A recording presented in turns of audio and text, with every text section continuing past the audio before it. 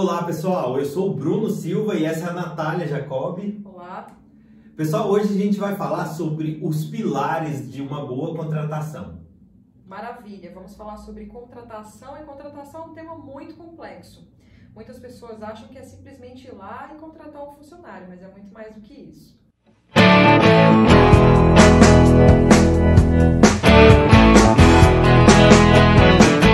Independente se você está ou não contratando uma pessoa, é muito interessante você prestar atenção nesses 6 pilares que nós iremos falar agora. O primeiro pilar é a definição dessa vaga. E para a definição da vaga é muito importante você analisar o mercado, a remuneração do mercado, como é que vai ser essa vaga? Ela vai ser qual função, qual carga horária, qual sistema de trabalho. Então é muito importante ter isso definido. E querendo ou não, isso já está diretamente relacionado com o segundo pilar, que é a gente trazer a definição do perfil comportamental e psicológico que eu quero para essa vaga. Que tipo de profissional que eu estou buscando? Eu procuro um profissional mais arrojado ou eu procuro um profissional mais conservador? Isso tem a ver também com a atividade, Se você estiver falando ali de uma contratação mais operacional, talvez o ponto seja uma pessoa com muita experiência operacional, com um perfil mais técnico, com um perfil mais metódico. Agora, se nós estamos falando, por exemplo, de uma vaga mais ligada à criação, aí você vai precisar de um outro perfil profissional diferente desse e também, consequentemente, um perfil psicológico e comportamental diferente do citado anteriormente. O quanto mais você definir, e traçar, desenhar o perfil dessa pessoa que você quer, é mais fácil o profissional de RH, o profissional que está fazendo esse recrutamento, conseguir chegar o mais próximo possível daquilo que você espera. É muito importante você descrever as mais diversas informações na vaga. É importante você falar a remuneração, porque talvez evita que você gaste tempo com pessoas que querem ganhar mais do que o que você pode pagar. Com certeza. Você tem que definir a qualificação, formação e principalmente as atividades que você quer que essa pessoa saiba, para que ela execute o trabalho. Então, assim, o quanto você conseguir trazer de informação para o recrutador ou até mesmo para a vaga anunciada, o melhor vai ser para você conseguir um profissional e menos tempo você vai conseguir também conseguir contratar esse profissional, Sem dúvida. Economizar tempo nessa contratação, porque contratação, pessoal, é um processo que é demorado e ele precisa ser demorado mesmo, porque você está procurando uma pessoa que ela responda às suas expectativas. Então, o processo seletivo ele não pode ser do dia para a noite. Você não pode ter aquele desespero de contratar um funcionário. Porque quem tem desespero de contratar um funcionário, normalmente contrata pessoa diferente do perfil que ela esperava. Com certeza. E fora todo o risco que você corre em contratar o profissional incorreto, Desde, assim, a pessoa às vezes não corresponder e você fazer um investimento que não vai te trazer retorno, até realmente um problema pessoal, dependendo do perfil da pessoa. Por isso que é muito importante ter isso muito detalhado e fazer esse processo seletivo com muito cuidado e muita cautela. Agora, para a gente falar do terceiro pilar, depois que você fez esse processo de definição de vaga e de perfil e conseguiu contratar um profissional, é muito importante o processo de integração. Muitas pessoas aqui que estão me vendo agora já passaram por uma integração numa empresa, de chegar, ser apresentada pela empresa, conhecer as regras, conhecer o manual de instrução de trabalho e tudo mais. E isso é muito importante, gente. Por quê? Porque aquele funcionário ele tem que estar de acordo com a missão, com a visão e com os valores da empresa. Então, nesse processo de integração, não é somente despejar um monte de regras no funcionário, mas também fazer ele se sentir parte dessa empresa, dessa família, e nesse processo de integração você conhecer ele melhor, poder ter uma aproximação, perceber ali se aquele funcionário ele está compreendendo todas as metas, todas as regras que existem dentro da empresa, todo o manual. Muitas pessoas às vezes nem leem esse manual e é tão importante você perceber ali que o funcionário leu, que ele se interessou pela sua empresa, que ele percebeu como é que é realmente fazer parte desse negócio. Quando você contrata um funcionário, ele tem um período de adaptação, Natália? Então, nesse período de adaptação, é muito importante ele conhecer a cultura da empresa, as regras da empresa, né? E ser apresentado também para os seus colegas de trabalho, que a gente sabe que às vezes existem uma certa dificuldade de aceitação, né, de alguns colegas de trabalho, principalmente quando é do operacional para a liderança, né? Sim. Então, assim, essa adaptabilidade, ela é muito importante. E esse dia de integração é o primeiro contato, né, a adaptabilidade que ele vai ter ali na empresa. Um funcionário, ele tem que se adaptar porque ele precisa, como se diz, né, rodar junto com a roda maior. Sim, com certeza, isso é muito importante. E querendo ou não, se para você é desafiador contratar alguém, para essa pessoa que está assumindo uma nova função também é desafiador, né? Ela precisa provar a competência dela, ela precisa ganhar confiança, né, do seu chefe e também dos seus colegas de trabalho que estão lá há mais tempo. Levando como gancho que eu falei por último sobre a adaptação, sobre as dificuldades, né, do novo profissional entrar na empresa, é muito importante que você tenha uma estrutura de treinamento e capacitação. Ninguém nasce sabendo tudo e mesmo com 10, 20 anos de experiência profissional, a gente não sabe tudo, né? Então é muito importante ali perceber o máximo de conhecimento que aquele funcionário tem numa determinada área e se você notar, né, que ele precisa de mais suporte, é muito importante que tenha treinamentos. Eu gosto de empresas, eu admiro muitas empresas que trazem treinamentos técnicos e também treinamentos de desenvolvimento pessoal. Porque a gente não é só técnica, né, gente? Nós também temos que aprender a lidar com as pessoas, a ter mais inteligência emocional, a ter maior produtividade. E tudo isso, através do treinamento e capacitação adequada, você consegue lapidar uma pessoa. Esse processo é um pouco demorado, esse de treinamento e capacitação. Só que ele é muito importante para a adaptação do funcionário dentro da sua empresa.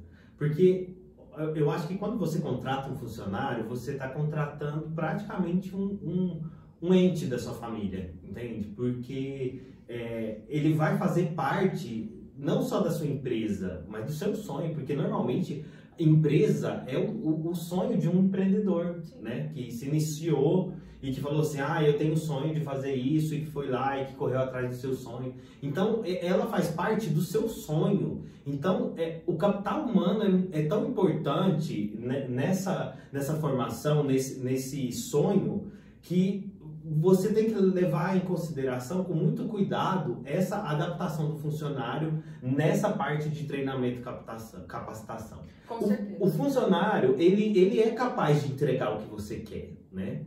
Só que você tem que dar a diretriz para ele, você tem que demonstrar o que você quer que ele aprenda, o que você quer que ele construa. E hoje em dia a gente tem falado muito sobre essa entrega, né, do funcionário. Porque se um funcionário não está entregando, você tem que pensar se é por falta de treinamento, se é por falta de capacitação ou se é por falta também de direcionamento. Sim, e pode acontecer também da pessoa não estar motivada ou não querer ali continuar trabalhando, por isso que é muito importante que essa capacitação e o treinamento venha ali com uma análise, que você consiga ver performance, ver onde são os pontos fortes, pontos fracos, o que precisa melhorar e se a pessoa também deseja crescer dentro da sua empresa, né? Infelizmente, muitos profissionais acabam pulando de galho em galho. Tem gente que é assim, acontece. Eu já vi muitos casos no meio corporativo, né? A pessoa não consegue passar mais que um ano numa empresa. E querendo ou não, que para quem empreende isso é muito ruim.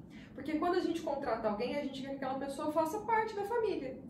A gente quer ver o desenvolvimento dessa pessoa ao longo dos anos. Contratar é caro, demitir é mais caro ainda. Então é muito importante que todo o processo de contratação você esteja ciente, né, da pessoa, da capacitação, do treinamento e tudo mais. Mas ainda assim não é garantia de 100% que esse profissional vai ficar com você uma longa data. Mas você tendo uma estrutura pronta, é muito mais fácil de você reter e qualificá-lo cada vez mais. Agora, gente, vamos falar do quinto pilar da contratação, que é definir metas para esse profissional. E dentro dessas metas, eu também gosto muito das empresas que pensam no funcionário dentro e fora da organização. São metas pessoais e metas profissionais. Como assim metas pessoais? Vamos dar um exemplo que você contratou um funcionário para ser seu assistente administrativo e ele não iniciou uma graduação ainda, ele só chegou ali, concluiu o 2º grau e você pode perguntar para ele, você deve na verdade perguntar para ele, Quais são as suas metas de longo prazo? O que você deseja para a sua vida? Qual que é seu sonho? Ah, eu gostaria de trabalhar aqui os próximos 5, 10 anos. Vamos supor que ele responda isso. Certo, e você já escolheu uma graduação para você fazer?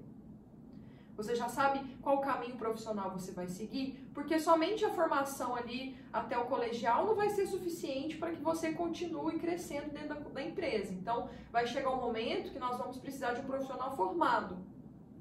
Qual faculdade ele vai fazer? Ele tem vontade de fazer um curso de inglês e se capacitar mais? Você consegue, às vezes, oferecer um desconto, uma parceria com uma escola de inglês para ajudar esse seu funcionário a se desenvolver?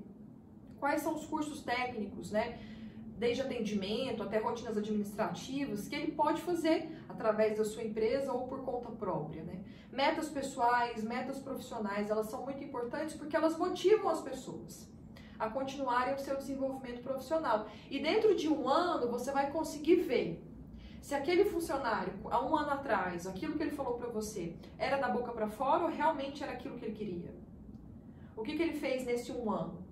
O que você fez nesse um ano para ajudá-lo a conquistar esses objetivos? E as metas são muito importantes também para que o funcionário saiba o que ele precisa entregar, né? E o que ele precisa correr atrás.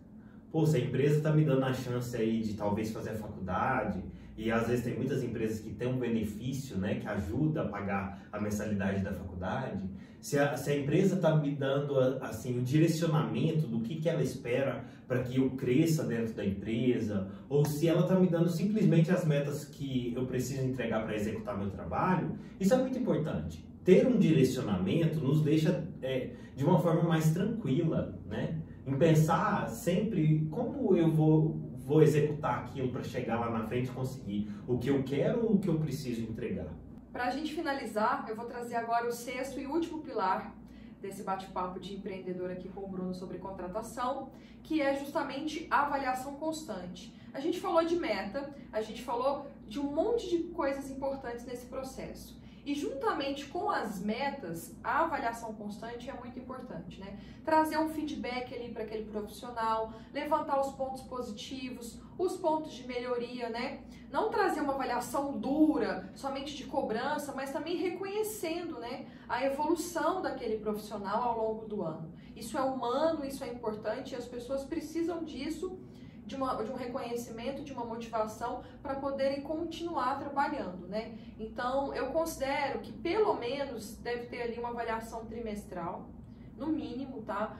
Porque vários pontos podem ser corrigidos nesse processo e é muito importante que essa avaliação, ela também tenha, eu gosto, tá? Particularmente eu gosto muito de uma avaliação 360 graus, que você permite também que a pessoa avalie a sua empresa, avalie a sua gestão, porque isso é democrático e você vê também se você está acertando como líder, se tem algo que você pode melhorar. Também faz um pouco parte do nosso vídeo anterior, né, que a gente fala sobre ter flexibilidade e reforma íntima, você ouvir seu funcionário, sempre ouvir seu cliente, sempre ouvir seu funcionário, para que você consiga fazer um filtro, né? Se aquilo realmente faz sentido para você, se você pode melhorar como pessoa, como empreendedor, né?